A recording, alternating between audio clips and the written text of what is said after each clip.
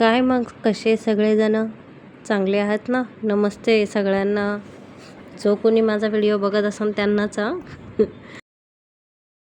काही नाही हो, फक्त गंमत केली आज. तर आता आपण वळूया रेसिपीकडे. आज आपण काळे चणे बनवणार आहे. त्यासाठी मी चणे रात्रभर भिजू ठेवलेले होते. मग सकाळी खूप घाई होती, टिफिनसाठी द्यायचे होते म्हणून पटकन कुकर लावला, तर ते शूट नाही केलेलं मी.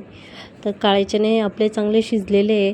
त्यासाठी बघा मी एक कांदा, हिरवी मिरची, थोडंसं लसूण घेऊन, हे भांडं बघा आधी खूप वापरण्यात यायचं, आता पण ते नवीन आलेलं आहे. मिरची वगैरे ते इन्स्टंट होऊन जातं, त्यामुळे याच्याकडे दुर्लक्ष होतं. पण माझ्याकडे आहे तर म्हटलं आज याच्यामध्येच मी करू. तर मग मी त्यामध्ये छान असं बारीक करून घेतलेलं आहे बघा. आता एक पॅन ठेवलं आहे, त्यामध्ये तेल तापलेलं आहे. थोडंसं मी तेजपत्ता टाकला त्यामध्ये. आता बघा ते वाटून घेतलेलं कांदा, मिरची, लसूणचं त्यामध्ये टाकून छान असं परतून घेणार आहे, ब्राऊन होईस्तोपर्यंत.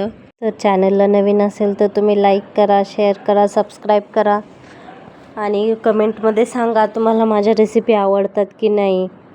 काहीतरी प्रयत्न करते, कसं वाटतं तुम्हाला पण. आता बघा टमाटो पण मी याच्यामध्येच नाही का बारीक करून घेतलेला होता, तो पण ॲड केलेला आहे. हिंग टाकलेली आहे. त्यानंतर थोडंसं काय टाकलेलं आहे मी, मिरची पावडर टाकणार आहे.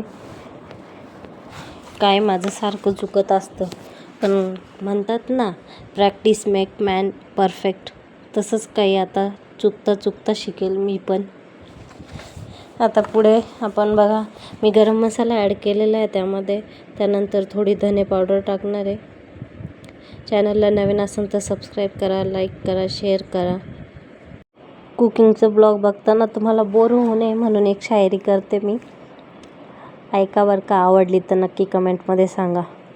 हिम्मत से बढ़कर कोई ताकत नहीं होती, हिम्मत से बढ़कर कोई ताकत नहीं होती, मेहनत से बढ़कर कोई किस्मत नहीं होती.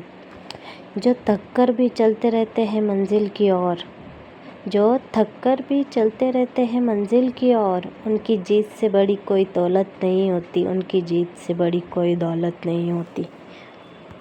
फर्स्ट टाईमच केलेली मी पण शायरी, कशी वाटली नक्की सांगा. आता आपण रेसिपीकडे बघा. आपण लाल तिखट, गरम मसाला टाकला होता. त्यानंतर आता आपण थोडी हळद, धने पावडर आणि आमचूर पावडर टाकून मसाला छान मिक्स करून घेतलेला आहे आणि त्यामध्ये उकडलेले चणे टाकलेले आहे बघा. छान असं मिक्स करून घ्यायचं. थोडे चणे स्मॅश करून त्यामध्ये टाकायचे. तुम्हाला नक्की आवडेल ही रेसिपी, एकदा ट्राय करून बघा.